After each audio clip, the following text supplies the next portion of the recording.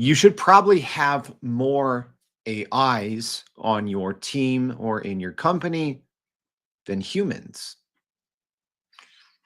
Let me repeat that. You should probably have more AIs in your company or your department or your organization than humans. And I do think employees top to bottom should be forced to use AI. So we're going to be talking about that today and going over why Duolingo and Shopify's new kind of AI hiring rulebook will actually be the new norm. Because they're essentially saying, hey, use AI or you're fired, right? Use AI or you're not working here. Use AI, justify why AI can't do something if you're requesting, more resources. I think this week or the last, week and a half, there's been a lot of public reaction to both Shopify and Duolingo's new kind of AI native strategy. And I'm kind of scratching my head and I'm like, why? I think this is dead simple, and you do need as many or more AIs in your organization than humans. All right. We're going to talk about that and a lot more on Everyday AI. What's going on, y'all? My name is Jordan Wilson. I'm the host, and this thing's for you. It's your daily live stream podcast and free daily newsletter, helping us all not just keep up with AI, but how we can use it to get ahead, grow our companies and our careers. If that sounds exactly what you're trying to do, you're in the right place. Welcome, your second home. It starts here on the live stream /podcast. This is where you learn, but where you can actually leverage it and make sense of all this information is on our website, youreverydayai.com. So each and every day we recap the live stream /podcast in our free daily newsletter, as well as give you all the AI news and AI updates you need to be the smartest person in AI at your company. All right, so I am excited today to talk a little bit about this new concept of, hey, use AI or you're fired, and diving into kind of Duolingo and Shopify and kind of their new initiatives. But before we get into that, let's first start, as we do most days, by going over the AI news for today, May 1st. All right. So Microsoft CEO Satya Nadella disclosed that roughly 20 to 30% of the company's code base right now is generated by AI, marking a significant uptake. And I think what a lot of people were expecting Microsoft to say. So Nadella shared this during a conversation with Meta CEO Mark Zuckerberg at Meta's LlamaCon conference, indicating mixed success with AI-generated code depending on programming language, as an example, with stronger results in Python and weaker in C++. Microsoft's CTO, Kevin Scott, has projected that by 2030, AI could be responsible for writing 95% of all code, suggesting a major transformation in how software will be created in the near future. So when asked, Zuckerberg admitted Meta does not have a clear figure on how much of their company's code is AI generated, showing that AI adoption levels vary widely even among tech giants. Speaking of tech giants, Google CEO Sundar Pichai recently stated that over 30% of Google's code is AI generated, but the exact methods used to measure AI involvement in coding remain unclear. All right, our next piece of AI news. Apple may soon integrate Google Gemini and other AI models into Apple Intelligence by the end of this year. So according to reports, Apple plans to incorporate Google's Gemini AI service into its Apple Intelligence platforms by the end of 2025, signaling a significant move towards integrating third-party AI models. So right now, Apple does kind of have an exclusive relationship. So they have their own, edge AI models. Apple does, but for the most part, they really rely on OpenAI's models to power more complex queries, but that could change. This development was confirmed through statements by Apple Senior VP Craig Federighi and Google CEO Sundar Pichai during a Department of Justice hearing.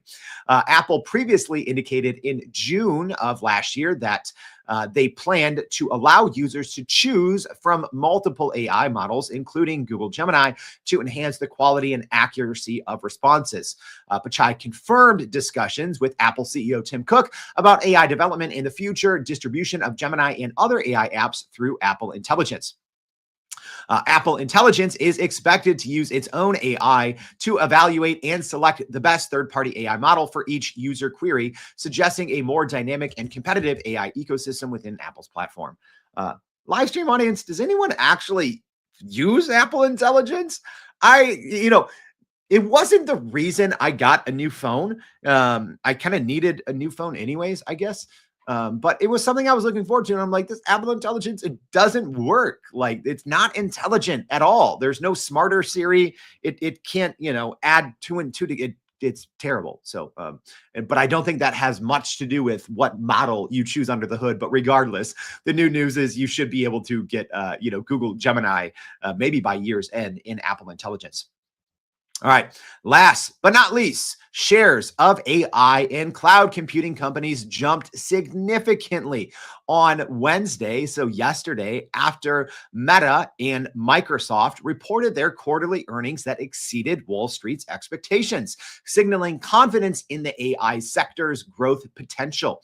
So Microsoft's stock soared over 6%, driven primarily by robust growth in its Azure cloud computing business.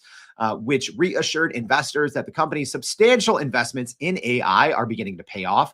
Meta Platforms saw its share rise by more than 4% as AI-powered tools helped boost advertising revenue despite ongoing economic uncertainties related to tariffs. So, yeah, a good day for AI companies as all their prices kind of shot up. So more on those stories and a lot more in our newsletter, youreverydayai.com. All right, let's talk about it. Should you be forced to use AI? Right? If you want to bring in new resources to a project or maybe hire some contractors or grow your team, should you have to show why AI can't do the job first? I don't know why, but this has been somewhat controversial over the last few, week and a half, 2 weeks, with some kind of viral announcements from the Shopify CEO first. And then after that, we recently got some news from Duolingo as well. And I don't know. Part of me doesn't understand why this is such a big deal. Yet the business world and AI communities have been rattling ever since, right? Ever since these announcements, which we're going to dive into from both Shopify and Duolingo. Okay. But I think this is the new norm. I know this isn't a hot take Tuesday episode. But I would say this: if your company, if your department, if your organization isn't already thinking about a similar stance to what we saw from Shopify and from Duolingo, I think you should. I think you're in trouble, right? And kind of how I started off the show. I think if your company, by the end of 2025, if you don't have as many or more AIs as humans, you're in trouble. Your company is in trouble. So what do I mean by that? As many AIs or AI seats as humans, okay? Number one, let's say you're a Microsoft, your PC organization, right? Everyone should have Microsoft 365 Copilot, period. All right. If you are a Google Workspace organization, everyone needs to have I think it's called Google One now, but everyone needs to have that premium, $20, $30 a month per seat Google Gemini, right? Probably on top of that, Even if you do have Microsoft 365 Copilot, or even if you do have the Google Workspace, their premium version, on top of that, each employee should probably have a ChatGPT license, right, on a team or an enterprise plan. And even on top of that, I would argue a good amount of your organization, maybe not every single person right now, but every single person should also have a specialized seat or a specialized AI tool, depending on what type of work they're doing, right? So your software engineers, they need to have, Cursor or Replit or Windsurf, right? Your marketing teams, they need access to, some of these other platforms. I know one popular one for advertisers that's kind of taken off recently is Icon, right? Every single person should have at least 2, maybe more seats or AIs that they should be using, right? And I haven't even gotten into, as an example, Microsoft's Copilot Studio with their autonomous agents. The number of AIs need to outnumber the number of humans, which is why for me personally, right, when we saw this news from Spotify and Duolingo, like I said, a lot of people were shocked. I was like, this is just standard business. This needs to be said. All right. But let's dive in a little bit into what actually was said. So what actually happened? All right. And hey, live stream audience, good to see everyone. Jackie, thanks for inviting me out.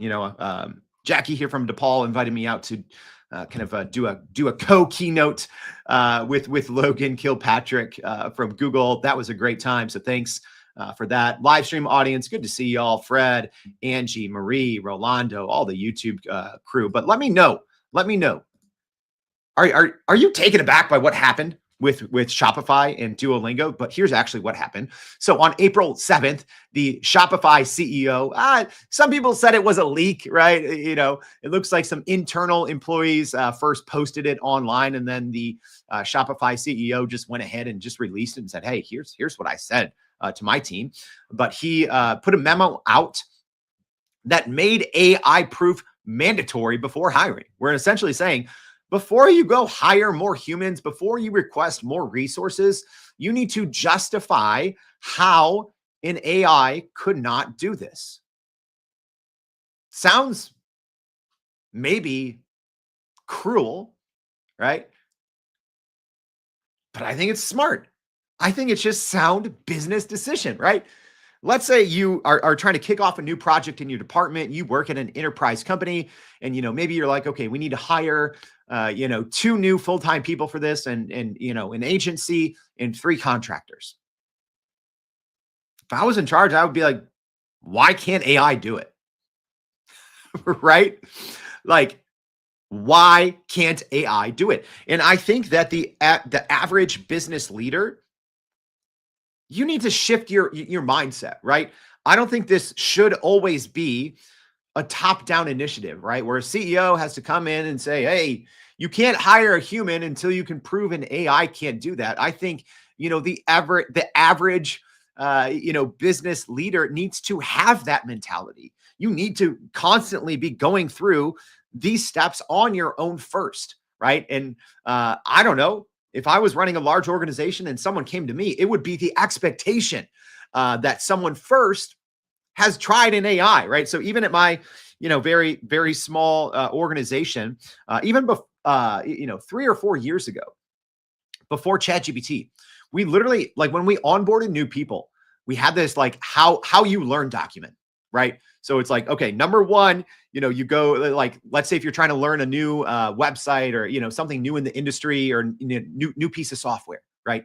So it's like, oh, don't come and ask me first, right? Number 1, go to the website, read it. Number 2, watch a quick YouTube tutorial. Number 3, ask AI, right? We had, different, AI tools before ChatGPT came out, but even for us before ChatGPT, that was always part of the learning plan, is you need to take advantage of these amazing resources that we all have available to us. So that was April 7th, the Shopify CEO's memo that kind of kicked off this kind of hot debate online where people are like, "Yo, this is cruel," and and then the other people are like, "This is common sense."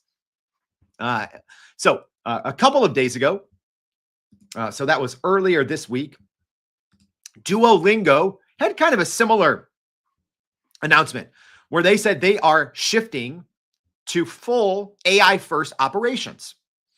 And then just yesterday, Duolingo kind of followed that up pretty quickly. And they just released 148 AI built courses that were launched, proving that, yeah, they kind of meant what they were like, what they said. So if you don't know Duolingo, it is a software or an app that helps people easily learn other languages. So, they had this announcement on a Monday. And then by Wednesday, they released almost 150 AI built courses. So I like that for Duolingo. It wasn't just talk. All right. Douglas here saying, my CEO and I were talking about this approach recently. Looking forward to this conversation. Yes, if your leadership is already not having this conversation, you need to, right? And I want to get my full thoughts on the record before I go into more details for today's show. I've said all along, literally all along, AI is going to, quote unquote, take more jobs than it will create, right? That's not me being a pessimist. That's me being a realist, right? Everyone wants to, have this utopian view of artificial intelligence and the future of work. That's not how it goes. Sorry. So AI will be extremely disruptive in a bad way for a lot of people. And I think it will take the workforce way longer to adapt. But I think overall, there's going to be way fewer full-time, I would say, easily millions, probably tens of millions, maybe even more of, traditional full-time roles that will not exist. Yes, there will be other roles that are created that are AI native, AI centric, AI first roles that do not exist today. But I do think there will probably be tens of millions. Yeah, I know that's a huge number. I think ultimately, whether that's 3, 5, 10 years down the line, there will be tens of millions fewer full-time positions than there are today. And that is because of these similar shifts that these companies are making. So you might be thinking, okay, Jordan, that's very anti-human, pro-AI of you, but no, that's business, right? Period. Because if you aren't having these exact conversations, your competitors are, right? Whether we all want to admit it or not, AI is smarter than us all. AI is faster than us all, right? And people are always like, oh, okay, AI hallucinates. All right. If I give you a test of, 500 questions and expect you to spit them out, immediately, even around your domain expertise, are you going to get all 500 correct?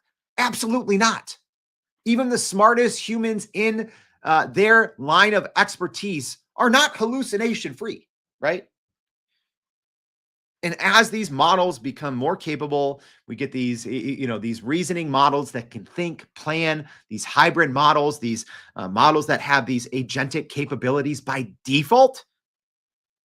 We have to be using, like, business leaders. You have to be forcing AI first, AI native. And I probably wouldn't be hiring, right? Even if I'm an organization that normally, hires, let's just say 100 new employees every cycle. I don't know. I would probably only be hiring a fraction of that. I'm being honest. That's not me being anti-human. That's me actually being pro-human. Because if you're not making those decisions, your competitors are, and they're going to come gobble your lunch money. Or they're not going to gobble your lunch money. They're going to take your lunch money or gobble your lunch, right? So if you're not doing this, if you're not having this AI native, AI first approach that seems very kind of cruel on the surface, if you're not doing it, it is actually more cruel ultimately to your human employees if you're not taking this approach. That's the reality, y'all. Okay. So why are firms pivoting right now? So why is this AI native, AI first, all of a sudden out of nowhere, all the buzz? Well, Duolingo, as an example, needed scalable content, and AI slashed their course production time dramatically. On the Shopify side, if you don't know Shopify, they're one of the largest e-commerce platforms in the world. And if you buy anything online that's not from Amazon, there's a good chance that it's probably a Shopify store. So Shopify's CEO called AI the biggest productivity shift of his career. And right now, a survey showed that 91% of global executives are already scaling their AI initiatives, even though, right, there's all these contradicting pieces of reporting out there, right? Because you see these pieces of reporting that say, oh, okay, less than 5% of, organizations have implemented AI company-wide, yet you see these other ones that are saying 91% of global executives are scaling their AI initiatives. Both of those things can be true. Companies can both be terrible at implementing AI top to bottom, yet they can still find great success and scale those successes that are maybe on a smaller scale. We have to pay attention, y'all. The rule book is changing. So I want to talk a little bit more about what Duolingo is doing, and then we're going to talk a little bit more about what Shopify. So for Duolingo, let me just make sure I have all my slides here for notes, for reminders. Okay, so for Duolingo, teams hire only after proving tasks cannot be automated. Is that cruel or smart? I don't know. To me, seems smart. Contractors are phased out wherever AI reaches acceptable educational benchmarks. Yeah, that makes sense. And let me also be very honest. I have Everyday AI, that's one of my companies. I also have another company I kind of intentionally decided to phase out. It's called Accelerant Agency. I've told this story once or twice before, but when I saw AI in large language models and generative AI get so much more powerful, I said, and this was even after one of our best months, in the 6 or 7 years of the company, I said, I gotta start shutting this thing down, right? Because now there's AI that does this better, right? I could have scaled with AI and shifted the business model. I didn't want to necessarily play a quantity game, because I understood the technology and I said, hey, I'd rather spend as much time as I can learning and helping others, keep up with this AI. But, on the Duolingo side, contractors are essentially phased out. So kind of what I did with one of my businesses, I'm like, okay, AI just does this better. We should phase this out. Same thing there with Duolingo, and the CEO accepts small quality dips to gain implementation speed. That's true as well, because right now, AI is the worst it will ever be. Do AI systems make mistakes? Yes. Do AI systems hallucinate? Absolutely. So do humans. I don't understand why we as a society have an unrealistic expectation of artificial intelligence that is far beyond the expectation that we have of senior leadership, right? How many times does I don't know, I'm just going to throw a word out. How many times does your marketing director make mistakes, right? Probably a lot, especially with how quickly marketing is changing. How many times do they get something wrong? Probably a lot, right? I would go ahead and go out on a very sturdy branch and say, if we were measuring human hallucination rates, like they'd be the worst AI out there, right? Us humans, we are not nearly as smart as the most capable large language models, even not as some of the ones in the middle of the road. It's not even close. So Shopify's kind of quote unquote leaked, but then released announcement is really, I think, what set this off. And I think a lot of companies are going to follow suit. Let me put that out there now. I think this has already been going on at, hundreds of large enterprise companies in the US, and maybe they just weren't very vocal about it. Maybe they did not send out that, all employee memo, but I think it's been going on for multiple quarters. So Shopify, essentially their teams now document AI attempts before requesting staff or extra resources. AI proficiency is added as a baseline criteria for performance evaluations. That's smart. And their memo noted that some employees are achieving up to tenfold productivity gains. Again, if you do this the right way, if you become an AI native, an AI first organization and get a tenfold of productivity, I think you can accept the fact that, this AI system might hallucinate, right? Or it might throw way too many M dashes and delves in the copy, but us humans can go change that. All right. And obviously, there's been a lot of debate on this, and there's been a little bit of backlash. But if I'm being honest, I do think that backlash will fade. Right. But some reports, as an example, an article in TechCrunch that we shared when this was announced, highlighted that there was a lot of backlash for Duolingo after this kind of contractor replacement plan. The news.com site in Australia labeled Shopify's rule as quote unquote shameful, stoking some workforce anxiety.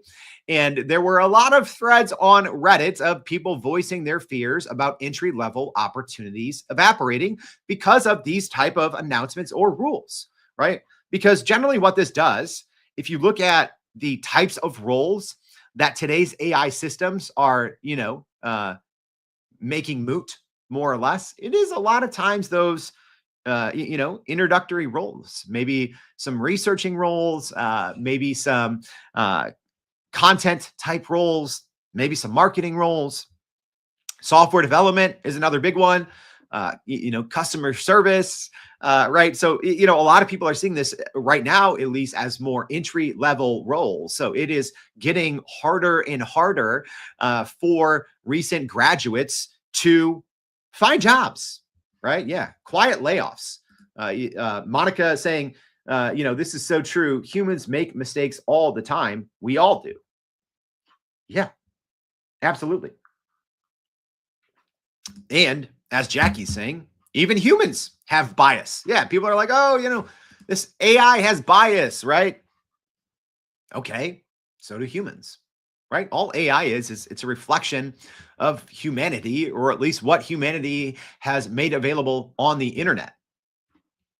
All right. Arvin here from YouTube says he's riding the AI train here. Companies can either board or be left behind while competitors board. All right. Marie is saying it's happened to me already. Some of my e-learning clients have switched to AI. E-learning was 30% of her income. Yeah. It's already been happening, right? I just think these companies, right? Duolingo and Shopify are huge companies, right? They're not small. So for companies of this size to come out, excuse me, this hard on, hey, we are AI first, AI native, and we're essentially going to stop hiring humans to do these certain jobs because we feel that AI can do them better. That's a big stance. And I think like we are talking about here, there was a lot of public backlash and debate. And that's because workers, I would say, especially in the US, where there's very little regulation and a lot of times Wall Street rewards public companies that cut jobs and invest in AI, right? So that means workers are more nervous than ever about their employment, right? So a recent Pew survey said that 32% of workers expect AI to cut jobs. Hey, other 68%, sorry, you're wrong. That's the whole point of AI, right? Again, I'm not going to come in here with this, drinking some, utopian AI Kool-Aid, where we all just, have better and more meaningful lives and 2-hour work weeks. Like, okay, will that be a reality for some? Yes. But The other harsh reality is we all have to pivot, every single one of us. You have to have kind of a plan, right? We talked about this in our show yesterday, which I'm going to mention here at the end. But you have to right now, you have to be thinking, what happens if my company makes a similar move as Shopify or Duolingo? Because I think if we're having this same conversation next year, that's the norm, right? Especially if you are in an internet company, if you're a remote company, if you're a software company, right? It's different if you have physical offices where you're interfacing with clients or customers. I think it's a little different, but essentially for companies that live in the cloud, this is going to be the norm next year, right? Period. Especially if you work in software, if you work at, a company that is similar to, Shopify, similar to Duolingo, apps, software, anything like that, where AI is coming in and completely transforming those sectors, maybe first, high price sectors, consulting, legal, accounting.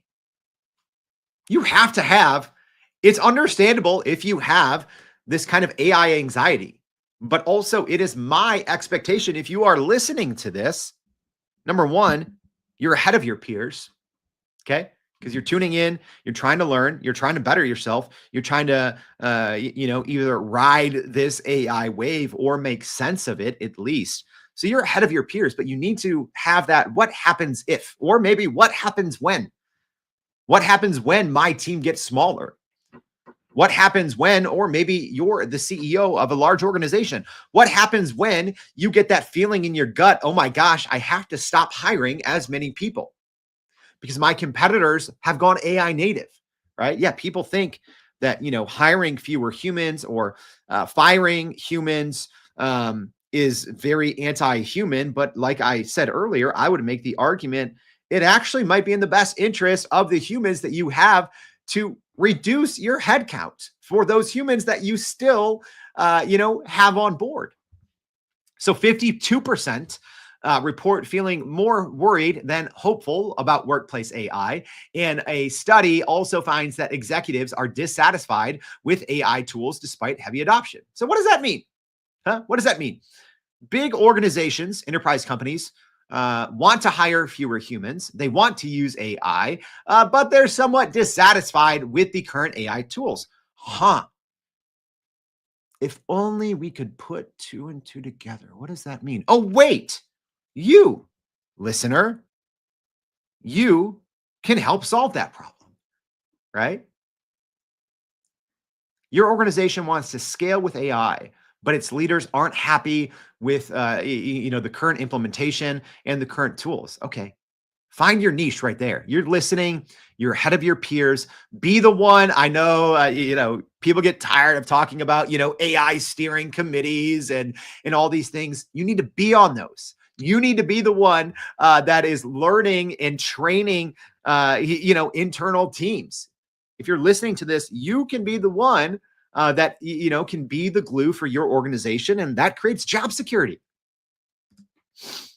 All right. There's also, it's not as easy as it sounds, right? Because some states are actually making this whole hiring in AI thing a little tricky, right? So New York, specifically New York City, they have their local law 124, I believe, or sorry, 144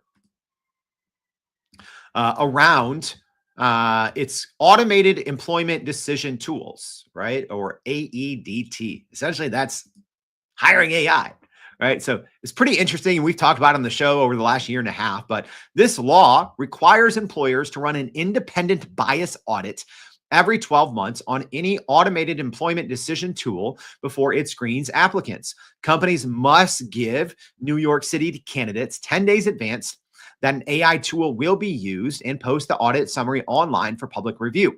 The U.S. still lacks a single federal statute on AI hiring, leaving companies to navigate a fast-growing patchwork of state and local rules instead. So there's two sides to this coin, right? One is companies are deciding to hire AIs instead of human. And the other thing is companies are now just relying and maybe overly relying on AI tools to even hire humans, right? I had a good conversation with some students last night, after this event at DePaul University here in Chicago that I spoke at. And, they're all like, hey, what AI tool can I go and, use to apply for 1,000 jobs a day, right?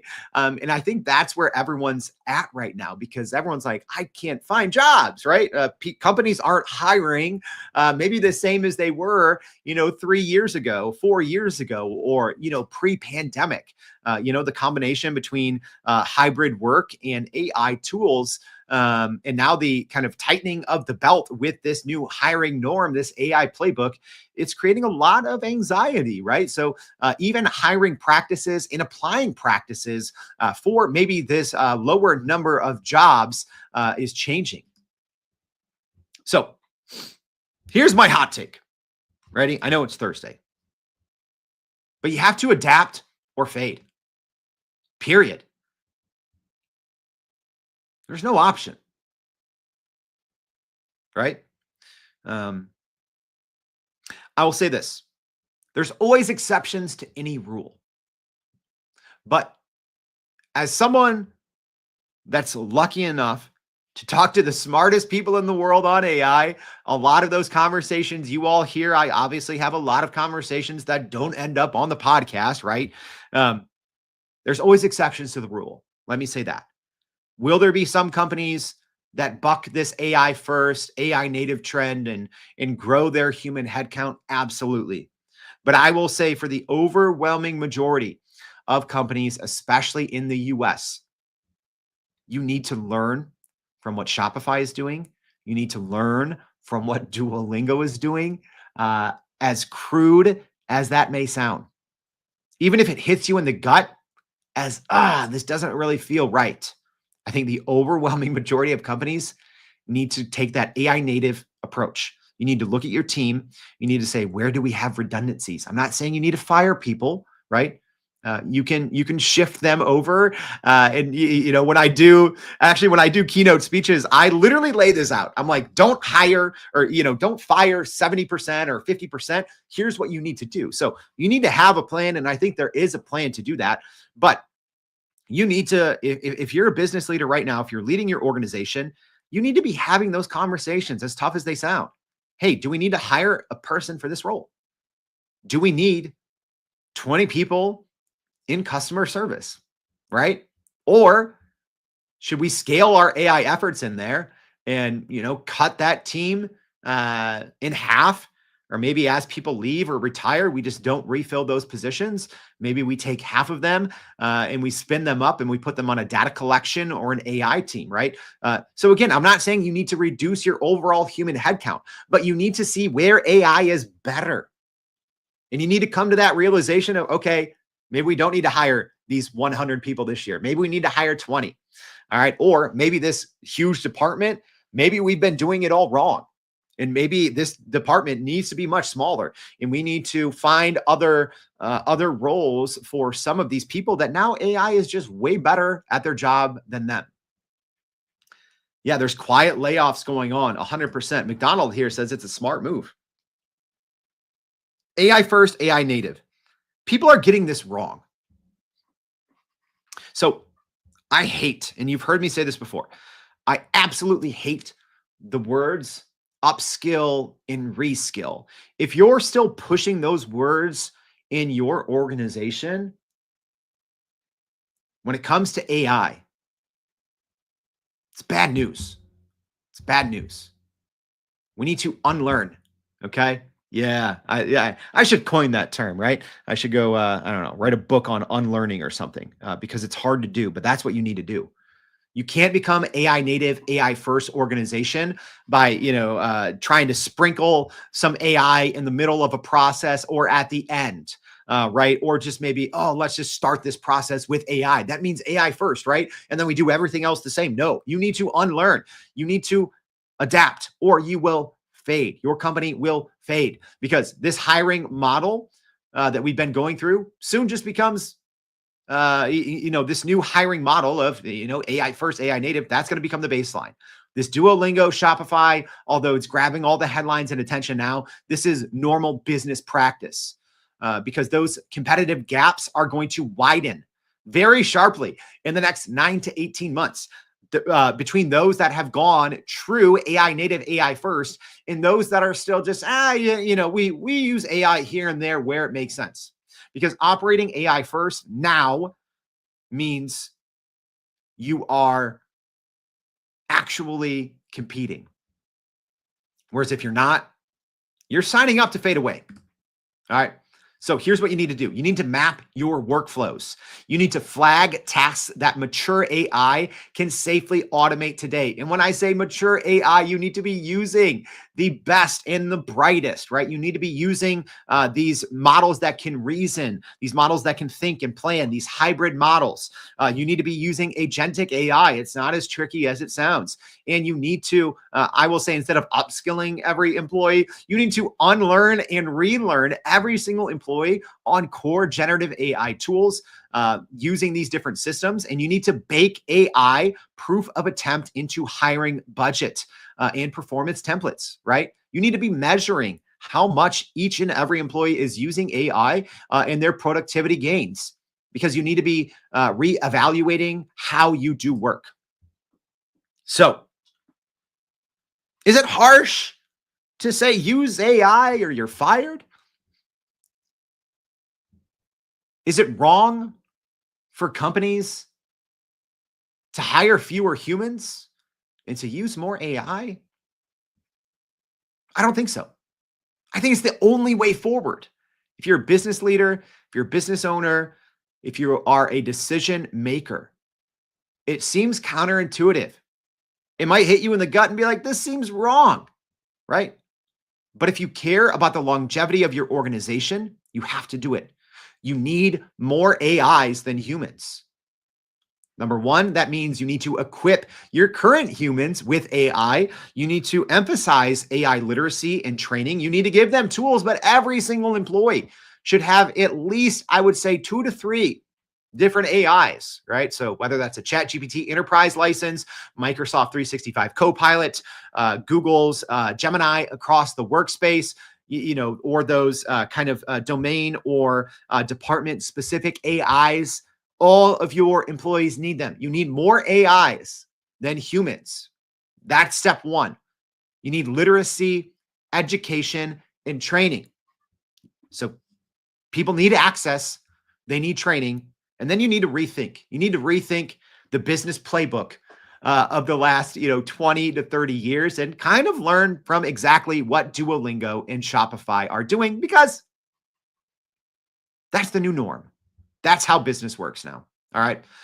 I hope this was helpful, y'all. If this sounds up your alley, yesterday's episode was actually great and kind of related when we talked about job security is dead in the age of AI and what you should do instead. So if you're listening on the podcast, make sure to go check out yesterday's episode. That's episode 515. Also, if you haven't already, maybe I'll do like a mid-year update on these, as I sometimes do. Go back and listen to our 2025 AI predictions and roadmap series. I talked about some of these issues in length. It is a 5-part series, very fast, right? So not these normal, 40 to 50 minute podcasts that today's turned into, right? So go listen to episodes 443 to 447, the 5-part series. They're 25 minutes each, very quick. We talk about that as well. So plenty of education on our website at youreverydayai.com. If this was helpful, tell someone about it. Click that repost. Also, if you're listening on the podcast, I'd appreciate it. Spotify changed their little algorithm recently. So fewer and fewer people are actually now discovering us on Spotify. So if this is, if the podcast has been helpful for you, we would really appreciate it if you click that follow button there on Spotify and Apple, as well as going and leaving us a rating. All right. We'd really appreciate that. That would help more people like you learn and, go through a lot of these uneasy feelings that AI can cause if you would do that on the podcast. So we'd really appreciate that. So Thank you for tuning in. Make sure to go to youreverydayai.com, get the recap for today's episode, and keep up with everything happening in the world of AI to be the smartest person in AI at your company or department. Please join us tomorrow and every day for more Everyday AI. Thanks, y'all.